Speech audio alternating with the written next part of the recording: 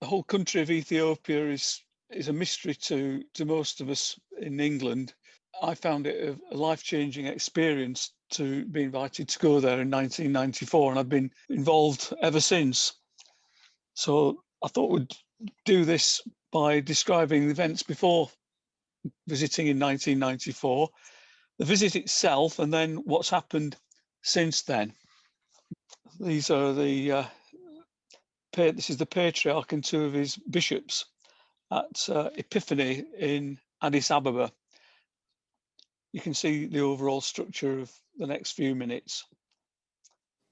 So prior to 1994, I didn't know very much about Ethiopia, except it was in the Horn of Africa and a very poor country by modern standards, but with a lot of interesting history.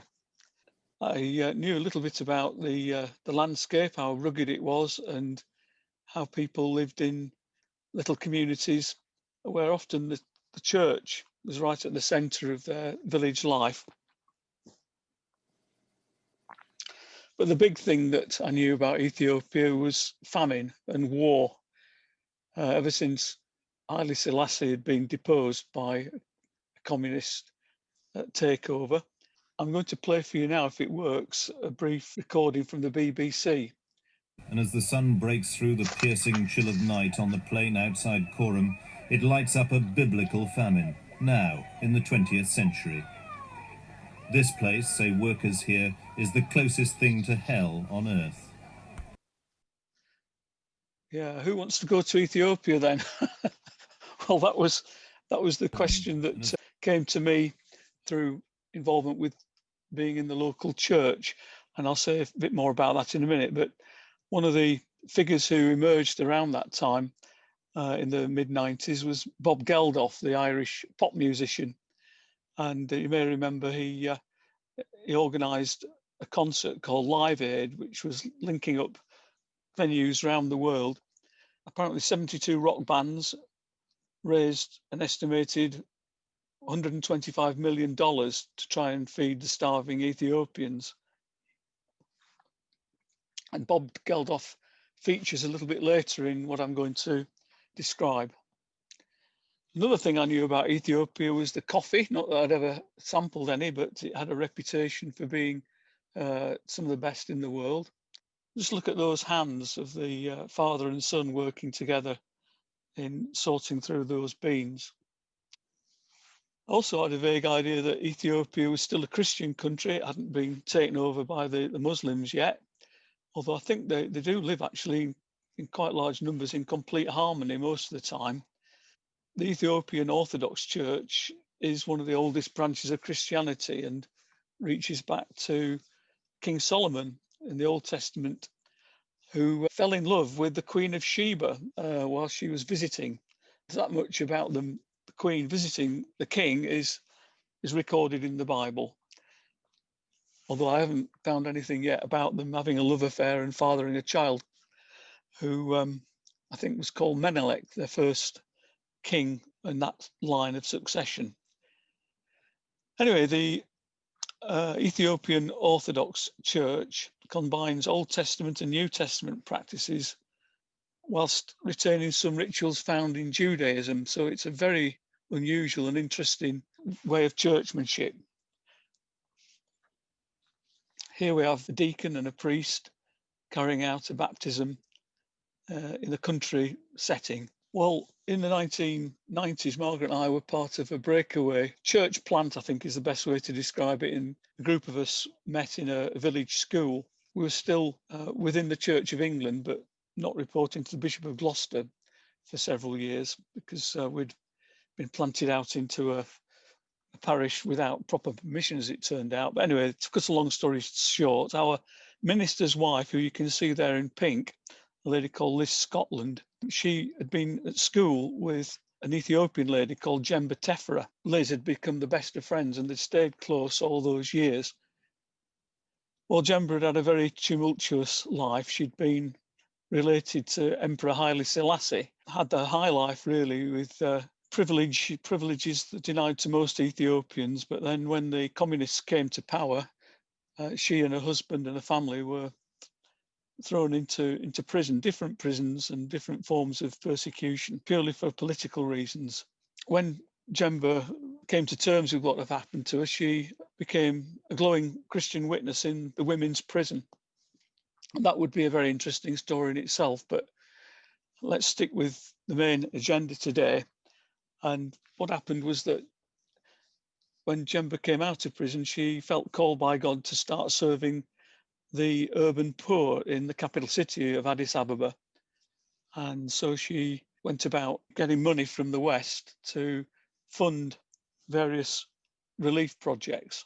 The Christian churches there of various denominations all came together every so often in what they called an inter-church urban concern conference.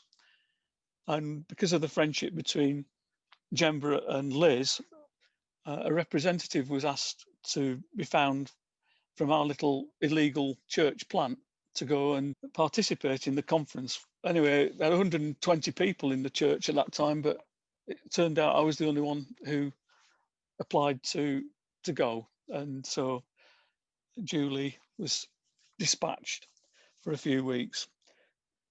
All I knew at that time was that Jember had written a little booklet called The Prisoner's Lantern, reflecting on her persecution whilst in prison. And it was published by Keston College, who some may remember was a Christian institute that promoted awareness of communism and the plight of the persecuted church. Immediately before Jember went, though, she had a little booklet published by our church called The Beacon in the Slums. And it was a series of meditations on scripture with prayers at the end. And I took out a few hundred copies of that booklet to help her. So getting on to the visit itself then, a little bit about the interchurch urban concern. So here I am flying out of Heathrow, I think changing in Rome and then going on to Addis Ababa. Italy had some strong links with Ethiopia and nearly succeeded in dominating it during or just before the Second World War. So there are regular flights through Italy. This is somewhere over the River Nile, coming in to Addis Ababa, looking out through the window and seeing various industrial, but mostly rural landscape. Here we are landing in Addis Ababa with a couple of American guys. Over on the right, Dr. Ray Baki, who ran a church in Chicago, as well as running a college, theological college over in Seattle, I think it was. So he had a very busy life and he was constantly on the move, encouraging urban ministry all around the world. You probably can't see, but over the shoulder of his companion, there's a lady with her arm in the air, and that's Sister Jember, who we're going to meet. And to her left again, there's a guy wearing a white cap, and that's Andy Meekins, who was a missionary with Teferra. A bit more about him later as well. Addis Ababa is situated at 10,000 feet. It's a sprawling city, as you can see, mostly tin corrugated iron roofs, but you feel the altitude sickness and the heat quite a lot. Typical African city, really, I guess, with mostly shanty towns. 90% slum conditions by our standards, and 90% unemployment, at least it was back then in 1994. This is downtown Addis, and the green building on the left is their national bank. Not a lot of money going around, as you can see. This poor pensioner is out on the streets begging for support, and there's some really heartbreaking scenes that some Westerners, it's too much to take, really. They almost get straight back on the planes and fly out of there. But there is joy and hope in amongst the slums. They are very receptive to the Christian gospel. And Jember's done a brilliant job of building community in a place that many people would want to withdraw from. So if you turn off the main street, this is the sort of living conditions that people are in. It's hard to find safe drinking water, for example, and there's very little sanitation. But Jember herself lived in good conditions by this stage. She was out of prison. They've got a form of democracy. And her husband, who you can see here, Haile Georgis, was not only the Lord Mayor of Addis Ababa, but he was a cabinet minister responsible for transport. And so this is where I was staying. And on Haile Georgis's desk, you can see there a reminder of Emperor Haile Selassie with the little lion. Can you see the lion there? Who was regarded by some people, I think principally the Rastafarians, as the incarnation of the Son of God. And one of the first things we did was go to church, but not church as I'd previously experienced it. This is the Ethiopian Orthodox Church. And the lady on the left is from an American charity based in Washington, D.C. The guy in the middle is called Joseph, and he was an up-and-coming architect in those days, and he married one of Jember's daughters, Memenasha. And the guy over on the right there is Greg Valerio, who was a prophetic kind of Christian, right at the cutting edge of where the action was in terms of mission and outreach back then in the 90s. And that's continued to be, actually. We weren't the only ones going to church that day. No wheelchairs back then. So this poor guy was sliding along on a sheet of plastic. And I remember another occasion when somebody was just in front of us trying to get across a dual carriageway in a similar fashion. Absolutely heartbreaking. Quite close by the church is the market called Mercato. It doesn't look much, does it? But back then it was one of the biggest markets in Africa. Nearby, again, there's the compound which was used for the projects which Jember was running. Well, they're doing the best to tidy up the streets, but they can't always rely on the council to do much of a job. So some strange smells round about. This is the compound I was telling you about, the entrance anyway.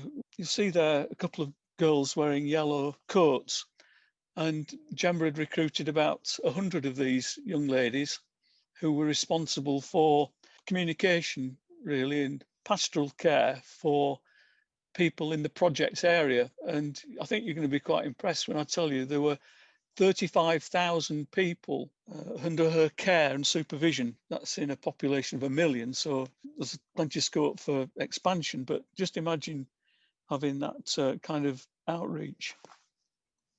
And so they had a form of democracy, and unlike many other, perhaps Western, it was what you might describe as a bottom-up approach, and it had some other interesting features as well, which I'll come on to. There had been some trouble immediately before I arrived in January 94. And so they'd got themselves a couple of Kalashnikovs to try and scare away anybody wanting to loot or destroy the compound. I had the picture taken then, although I was a bit uncomfortable with the Kalashnikov pointing straight at my head. Anyway, he kept his finger off the trigger, and it was only for a few seconds.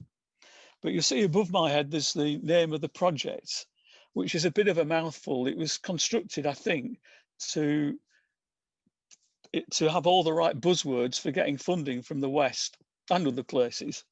So it's the Integrated Holistic Approach Urban Development Project. If it was being done today, we'd have to have the word sustainability in there, I think. But anyway, this is the conference that we're participating in. Interchurch Urban Congress, Addis Ababa. So the various speeches to start off with. There's the Ethiopian flag. And you know how conferences go, with open forums, then group sessions, and then flip charts and breaking for lunch every so often. This guy was over from Pittsburgh in the States, leader of a Black Pentecostal church. And he expounded the Bible for a while. And then we'd go out into the sunshine. There's a couple of the girls with the yellow jackets on, caring for people. And the food in Addis was like I'd never had before, really. It was injera and wat. Injera was like a form of to look at it, it looked a bit like foam rubber that was rolled up and smelt a bit off. But that was their equivalent of bread. And then the wat, it was a very appropriately named because it was a kind of meat, but it could have been, you know, goat or anything really, and very spicy. And they absolutely loved it. I didn't get on with it very well, so there was another option which was called fasting food, which is basically the vegetarian menu. And so that's what I went for.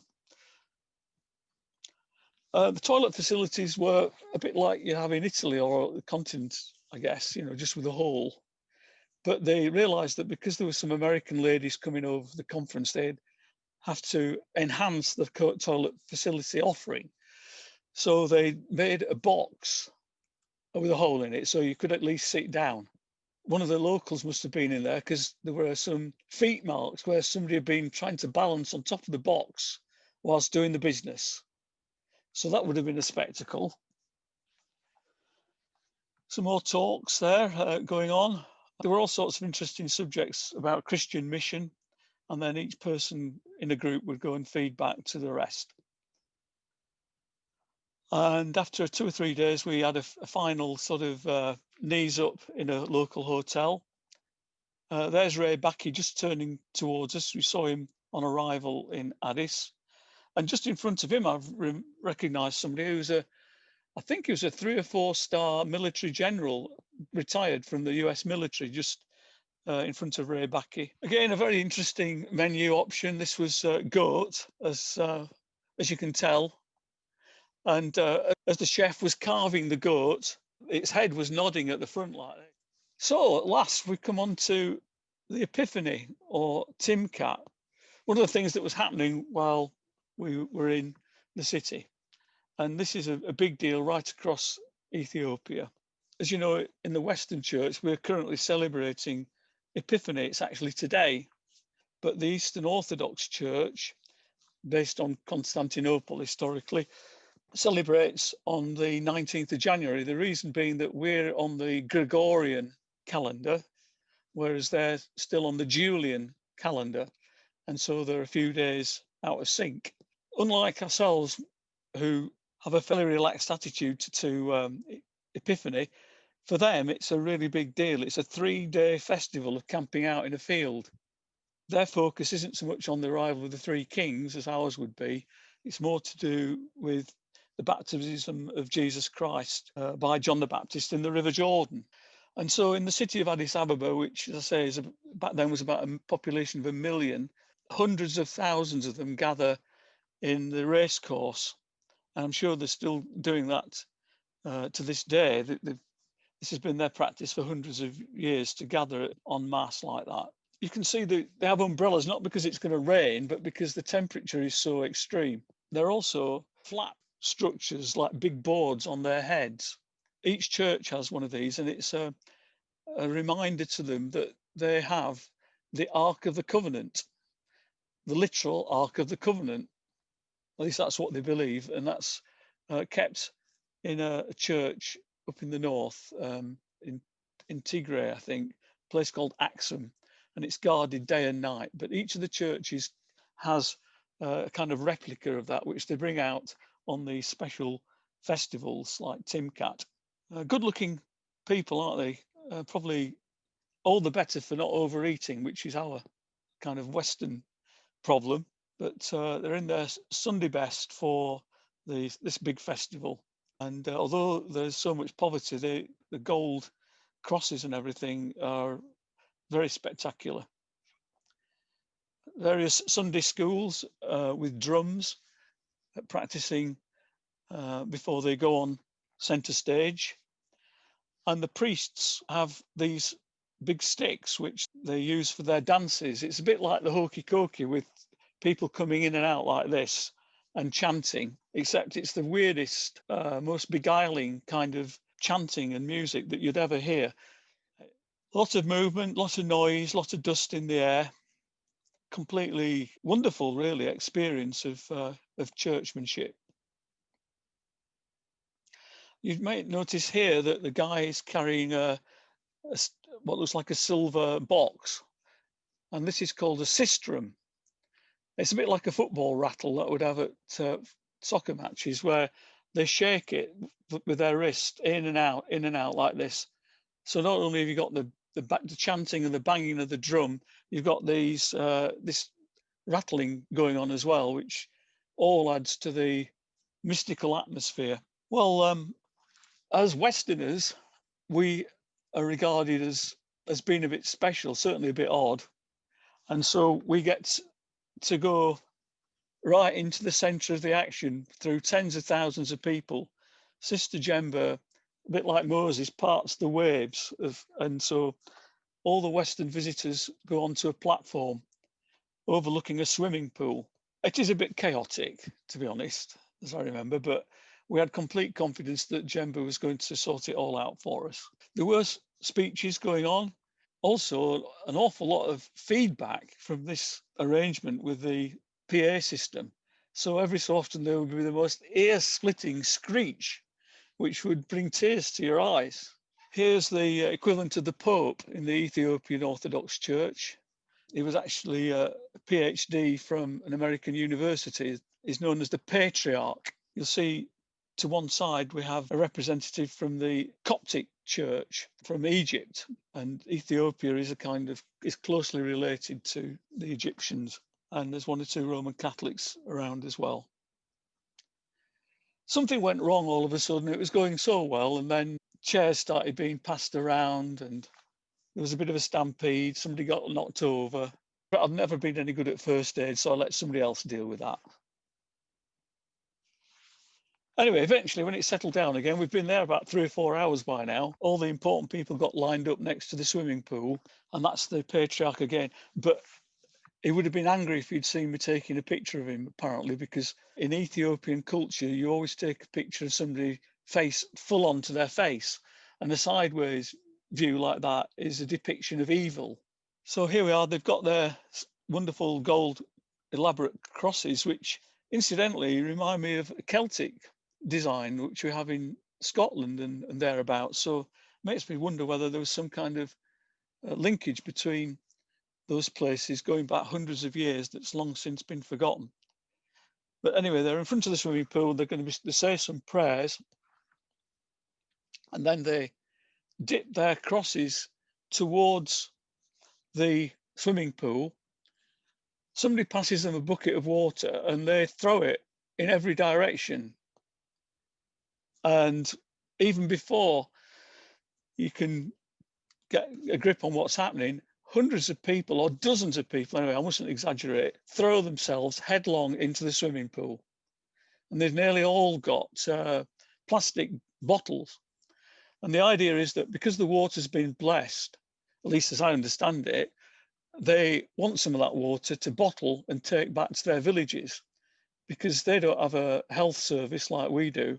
And whenever anybody gets ill, they will bring out some of this specially consecrated water and anoint them and pray over them.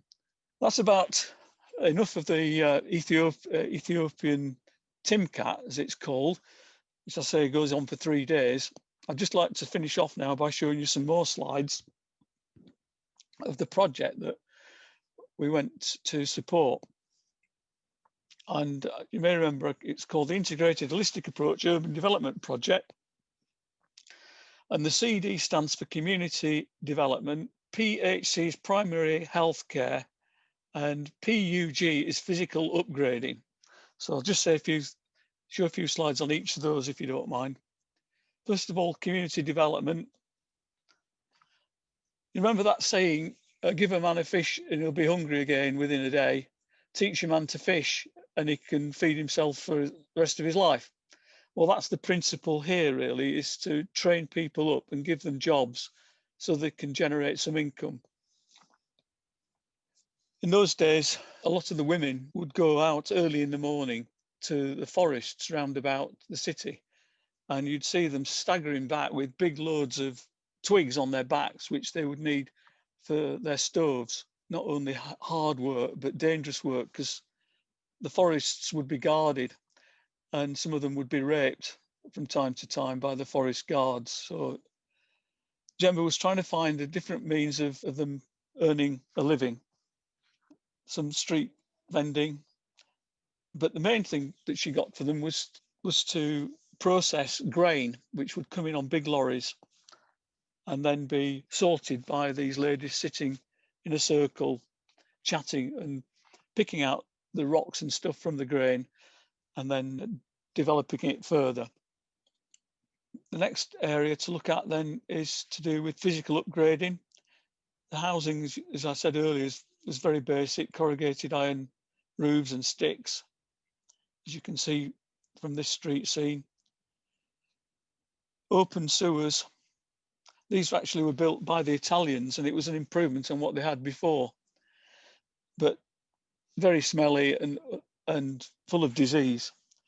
So Jember had got an arrangement for a truck that would go around the community. 35,000 people living in this part of Addis anyway would have a suction truck that would remove some of the waste material and take it elsewhere. She was quite keen to replace some of these mud constructions, which would sometimes collapse during heavy rain. And she had arrangements for shifting people into intermediate accommodation like this, which was better than they had before. It was all on the way, though, to putting them into breeze block houses like this, which were clean and free from insects and vermin. A big improvement on what they had before, and hundreds, if not thousands, of people benefited from this sort of work. She even, with Western funding, was able to open a sports centre for the community. I think this is part of the sports centre. There was a library as well, which was free for people to use. Sort of things that we take for granted in the West, but the government, for whatever reason, weren't able to do this. Another area then is to do with the primary health care. And oh, by the way, while I was there was a funeral going on, and funerals and mourning in this culture go on for a week at a time. It's not just a 20-minute appointment at the crematorium.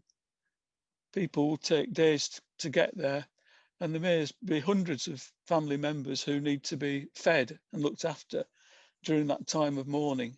Here's Dr. Ray Pinniger, who is medically qualified. In fact, from here she went on to serve in Nepal and out in other parts of the Himalaya.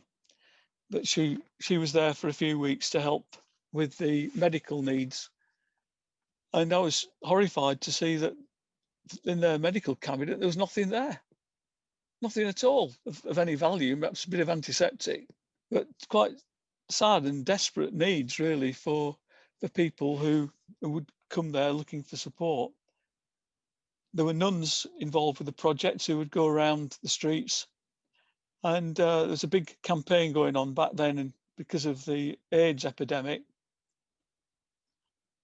some basic precautions that people were being encouraged to take. Well, coming towards the end of the time in Addis Ababa now, heading back to the airport, I was given a little gift of this Ethiopian cross, which I've still got somewhere in the house. Saying goodbye to our American friends. The guy on the right there, Ray Baki, went on to invite Jember to study with him in Chicago and Seattle, and she earned a doctorate in ministry and mission over the next few years, back on the aircraft, flying over the mountains, back to London. Well, just to conclude then, I can hardly believe it's 26 years ago, but the first significant thing that happened though was a few years later, maybe 1996, I think it was. And remember Andy Meekins, who I mentioned earlier, who was from Tear Fund. Sadly, he was on a flight out of Addis with Ethiopian Airlines going down to Kenya when it was attacked by terrorists and came down off the coast. So sadly, Andy lost his life there. And apparently he was last seen praying with somebody who was fearing for their future. I had the privilege of going back there in the year 2000, and after doing some work around the city, I went with Ray Backey and one or two other friends to the north, to these rock churches, which are world famous, carved out of solid rock. It would have been a form of volcanic ash at one time. It hardens once it's been chiseled away. So it's a difficult place to get to, although we flew in, but I think prior to that, people were having to drive for days to get there. And then Margaret and I went back in 2004, and after spending some time in Addis, we went down the Rift Valley towards Kenya, and we had a boat ride with a difference. We weren't expecting to see such gigantic crocodiles, and they were bobbing up right next to the boat, and there were hippos as well. There weren't any life jackets or shotguns, but we lived to tell the tale. Since then, Addis has become a little bit more wealthy. There are a few more cars around. Jember has built upwards rather than along the ground. That's the only planning permission she could get. So she's built some blocks of flats like these. But I think Jember, in the end, won most of her battles with the help of Bob Geldof, who I mentioned earlier. He rescued this work on at least 2 occasions through his influence. And prayer, of course, because this is a Christian project and a lot of prayer has gone into it. This is what it looks like inside the apartments. Not posh by Western standards, but very comfortable by the standards of Ethiopia.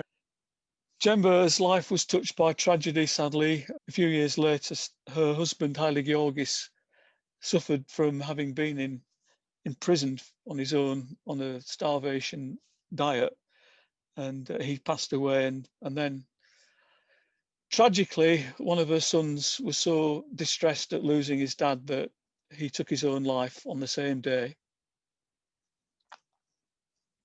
So Liz, Nigel, her husband, and I went to visit Jember around that time to try and console her,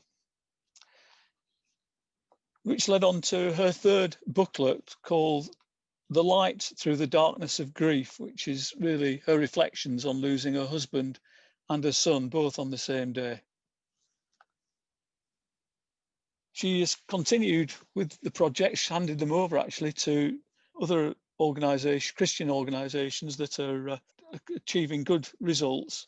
And she's focused at her time as the principal and chief fundraiser for the Birhan College, which teaches local people and others from around the world how to do these urban development projects, coming at it from a Christian theology point of view. Jember's received quite a bit of recognition. Her award for being like the Mother Teresa, I think is the nearest way of putting it, for Africa. And a few years ago, at one of the conferences we held regularly for her in Cheltenham, presented her with a Lifetime Achievement Award for the wonderful work that she'd been doing.